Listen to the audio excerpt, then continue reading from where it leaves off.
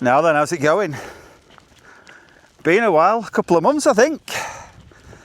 So you'll have gathered I'm up in the English Lake District in the far eastern fells. Chose to come up here because I thought it'd be quiet, which is a bonus at this time of year, and it is very, very quiet. So I've got a bit of a route that started off at Kirkstone Pass. You'll have seen I've just been up to Cordale Moor, Stony Cove Pike, and I'm making my way over and round to High Street, and I think it's Kidsty Pike, the Knott, blah blah blah. There's a few over there. It's nice to be out. I've not been out for a number of reasons. I've been busy doing other things, and honestly I've just not been feeling it. Yeah, I kind of forced myself to come out. I need to sort of keep my fitness up because I will be definitely going out more frequently in the next few weeks. So yeah, just a nice little stroll and find a place to camp. I've got a new tent, well, new to the channel. I've had it since end of May. It's the Durston X-Dome 2. So I'll let you have a look at that. Bloody cavernous thing it is.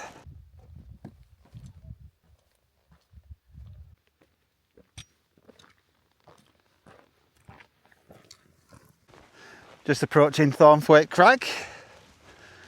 Nice little ascent that. Just what I needed.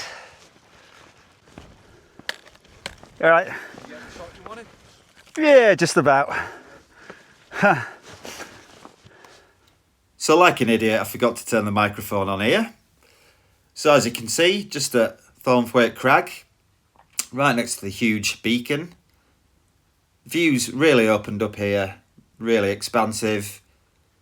Got High Street there behind me, and then as we come round we're looking over towards a sort of Kentmere down to Windermere.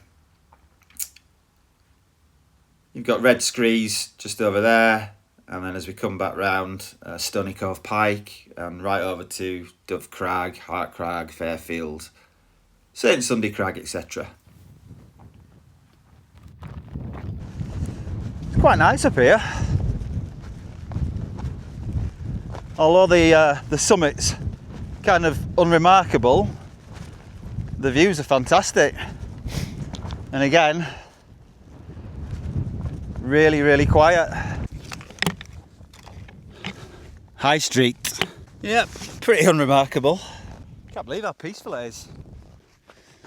Bloody hell, stampede.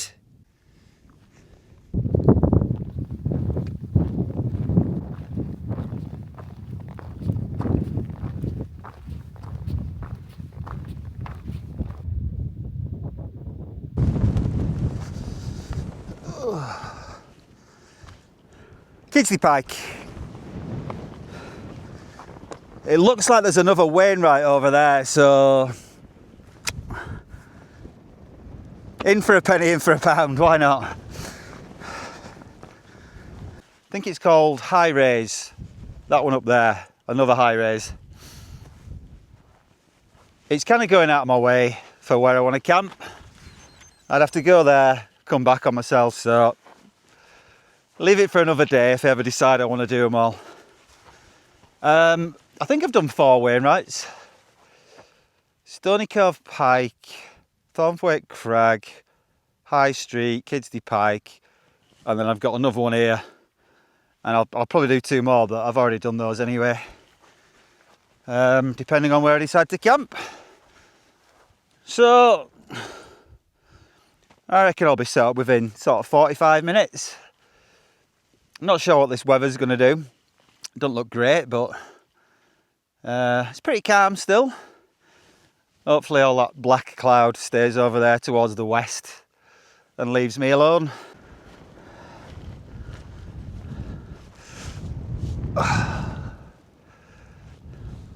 Rampsgill Head or Rampsgill Head? I think it's Rampsgill Head.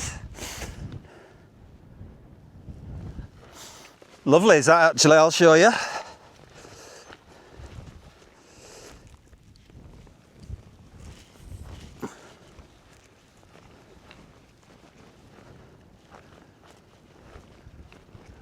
Look at that for a view straight down the valley. That doesn't look very nice, does it?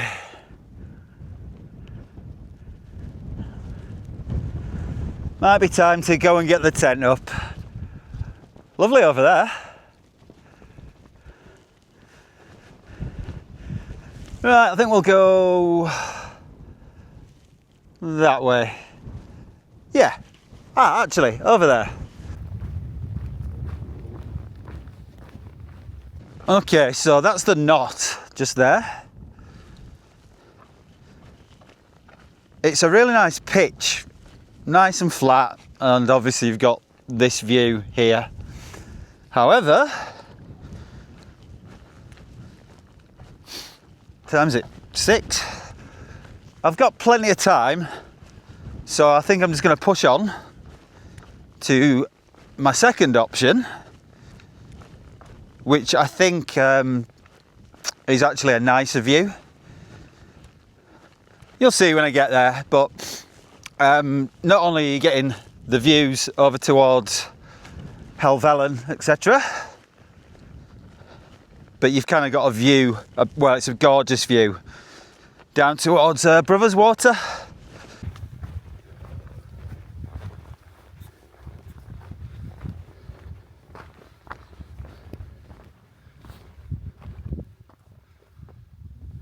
So obviously the Knott.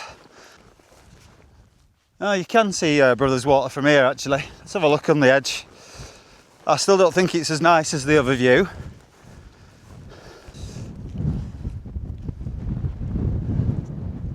There you go. Right, I'm going over there.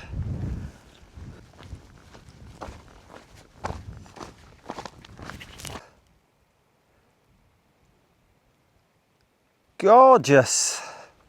Yeah, these are Goldilocks conditions now.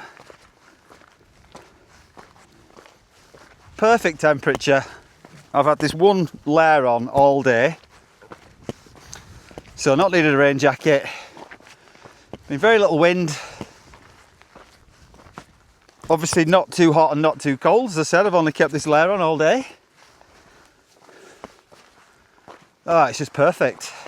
I'm glad I dropped down as well actually, because water was pretty scarce up there. I managed to collect some. Just found a little stream that was on the map, but it was minging, to be honest, all sorts of crap in it. So just collected from a gill behind me, fast flowing. Looks much better. So something to be aware of if you're going up there. Plenty of standing water, but not much flowing at all. You'll be lucky to find it. I can just see 2 tents over there pitched up.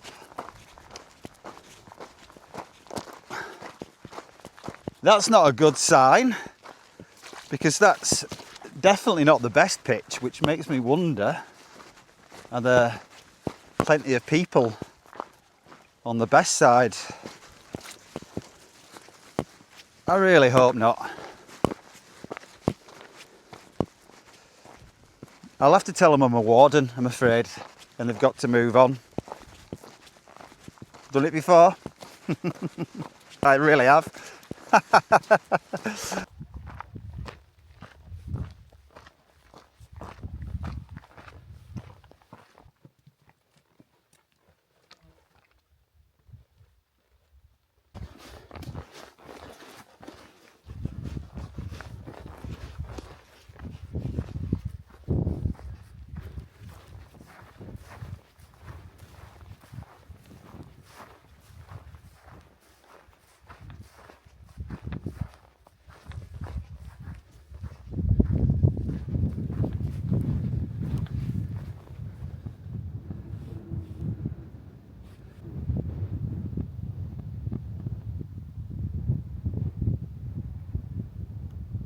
Well, as you might expect, tons of tents down at Angle Tarn. Usually doesn't get as busy up here for some reason. So fingers crossed. I'm pretty knackered now, so somewhere suboptimal would do. I mean, to be fair, all the people who camp at Angle Tarn even if you just come up here, get it all to yourself and you've got a beautiful view of it. So yeah, why not walk on a little bit further rather than be surrounded by, not as bad as I thought actually, maybe 10 or 12 tents. But still, rather have a bit of solitude, wouldn't you? Surely.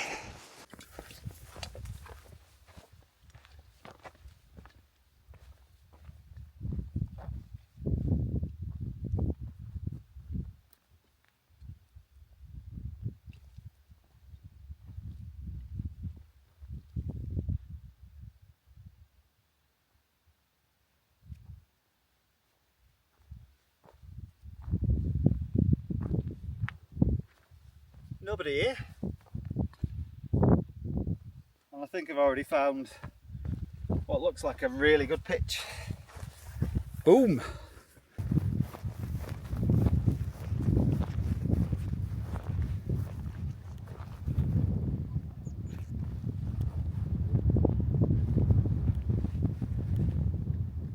Tent down there.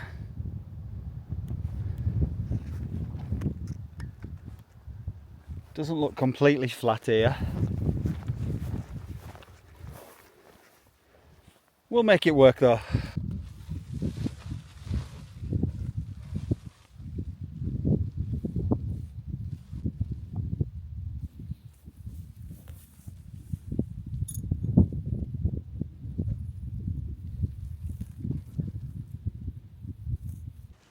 Right, well there it is, pitched.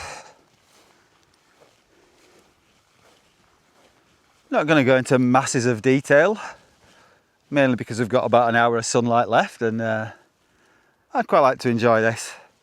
But yeah, as I was saying, huge. I'll give you a proper look at it when I'm inside and maybe talk about it a bit more in the morning. Obviously I've added guy line to it, Lawson, my favourite.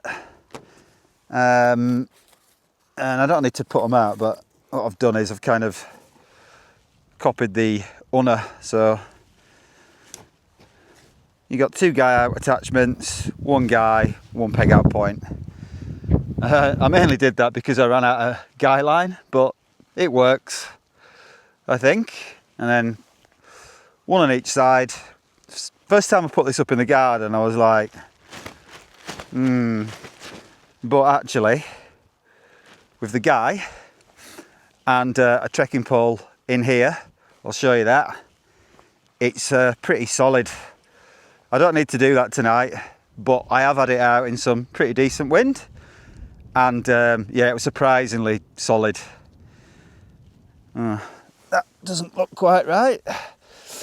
These poles are a bit weird, they're very bendy, very flexible. I've kind of got I've got a bit of a love-hate relationship with them. They're the ones that come in one piece basically, so quite a lot to handle. But having said that, it does go up pretty quick, as you'll have seen. So yeah, it's a pretty cool tent, but anyway, never mind the tent.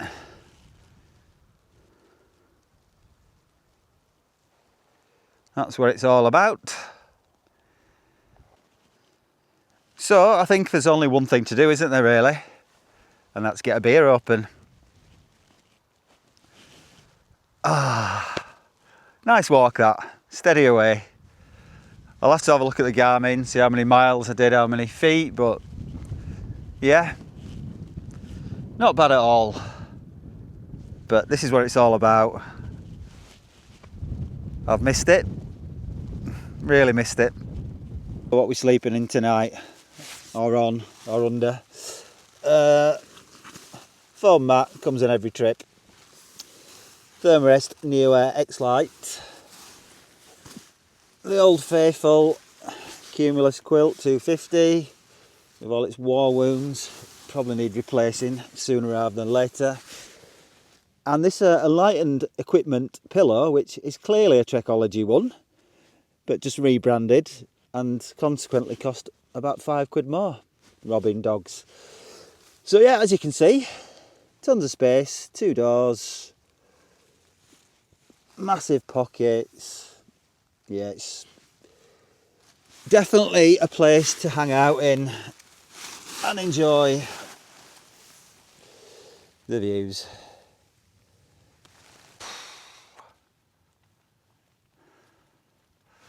Oh, I'm knackered.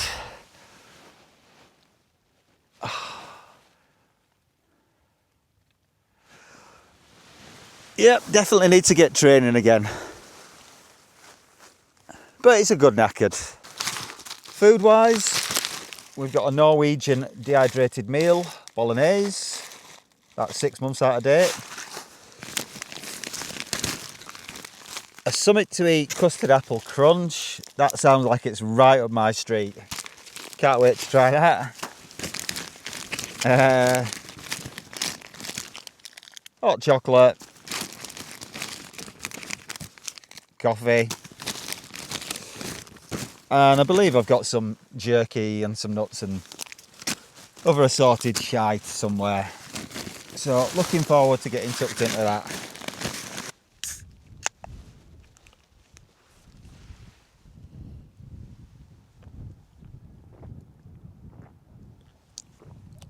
Oh, that is beautiful.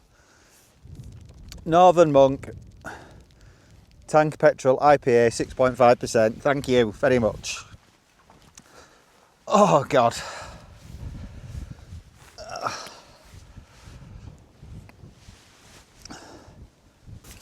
Right, well I've had this one beer and I'm absolutely goosed. It's only about 9:30. But yeah, I reckon I'll be fast asleep by 10:30 at this rate.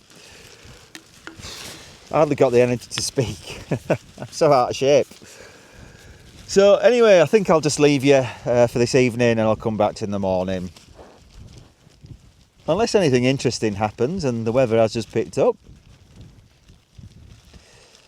Yeah, I doubt it. So yeah, I'll see you in the morning. Night.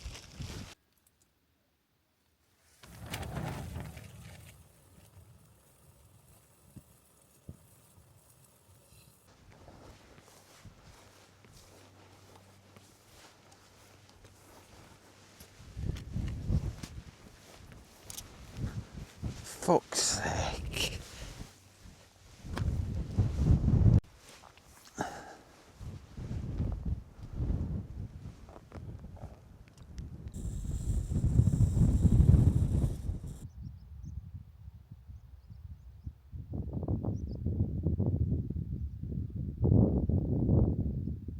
So I think I might have mentioned yesterday or alluded to it, why I haven't been out for quite a while. I had to put my finger on it really. I suppose there's a mixture of things. My 50th birthday, I had quite a lot planned for that, so you know, catching up with people that I haven't seen for a while. Too much drinking, that's for sure. So that hasn't helped. But the other thing is, really, I've just not had the enthusiasm, to be perfectly honest. I came up to the lakes sort of early June and mid-June, and it was just absolutely rammed. Keswick and Buttermere, all that sort of area. Yeah, and I don't know, I just kind of just weren't feeling it at all. And I kind of felt like getting away from the lakes. Oh. Yeah, I think just because of the popularity of camping in the summer, you can kind of get a bit overloaded with it. So, you know, Facebook groups and other socials, YouTube. Yeah, you can have too much of a good thing, and sometimes a change is as good as a rest, isn't it? And to be perfectly honest, the only reason I came out on this occasion is because I need to get fit. I've got a couple of big sort of hikes coming up next month. So yeah, I can't be going into that cold. You can have too much of a good thing, can't you? Yeah. What's the saying? Familiarity breeds contempt. Maybe not that bad. I'm kind of looking forward to the cold weather again, to be truthful. I'll probably moan about that when we get to winter, but I'm never bloody happy, am I? So just a quick look at the inner tent and its features. Best spin you around. So you've got two doors, both sides open completely out. They've got the magnetic toggles, same with the inner. This is a mesh inner. You can tie it back there, magnetic, and there. So nice wide open views. Up here you've got 4 attachment points. So I've got a line running all the way around here. Huge pocket here. Little pocket there. Little pocket there. And another huge pocket on this side. So tons. The inner just attaches with that line there. So just goes on the pole with the fly where that attaches. As I said, without a shadow of a doubt, the best thing about it is the room. Let me show you. So that's me sat up. I'm 5'11". Tons and tons of room. So as I was saying earlier, it's a proper 2-person tent. I need to show you these. So there you've got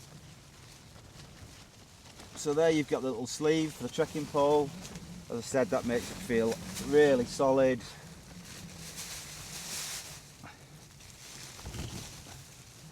Same on both sides, obviously. Vestibule space, again, massive. If there's 2 here, got your own, obviously. So there's not a great deal I don't like about it. Maybe it's a little bit too big, so if it's cold, it's going to be cold, but plenty of airflow. I forgot to mention, obviously, you've got 2 vents at each end. No condensation issues as yet, and I'd be surprised if you did. I love the fly material. It's sill poly.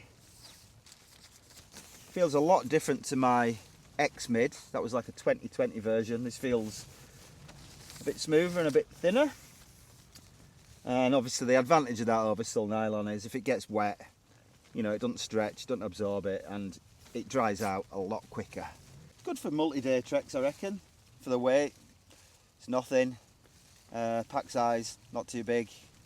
So there's nothing that I dislike in particular.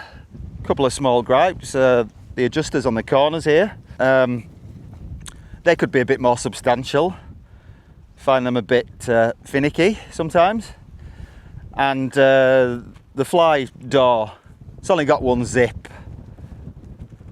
So I prefer a 2-way zip. I think all tents should have 2-way zips, to be honest. So what I've done, I've just put a bit of bungee on one of the tie outs, so at least when you open the door, obviously it's not going to flap open. But yeah, just put 2-way zips on, man. All in all, I'm happy with it though. Quite an innovative tent, as you'd expect from Durston. We'll have to see what happens on the future releases. They always do something. But yeah, that's it. Enough tents now. How many have I got? I've got 5, but I only really use 3 for wild camping and backpacking. My duo mid, this, which I'm going to call my fair weather tent, and my Unna, which is my bad weather tent and winter tent. But yeah, that's it now, no more. Right, all packed up, ready to go. Leave no trace, obviously. I've just read a comment on a Facebook group, actually. Some woman saw my post of my pitch, and she said, "Nice fire damage." I'm sure she weren't suggesting it was me who'd had the fire, but yeah, she'd obviously seen her own ass. But anyway, it was my atom pack. Easy mistake to make, isn't it? Dear me.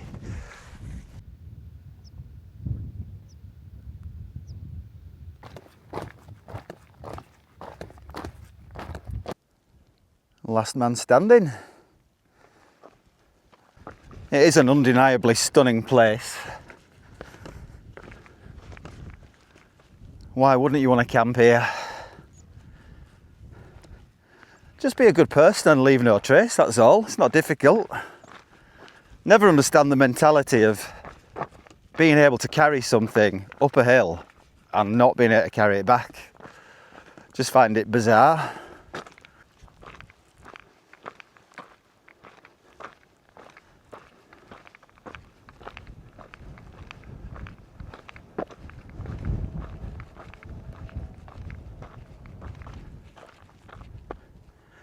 Absolutely love that view as you come around the corner.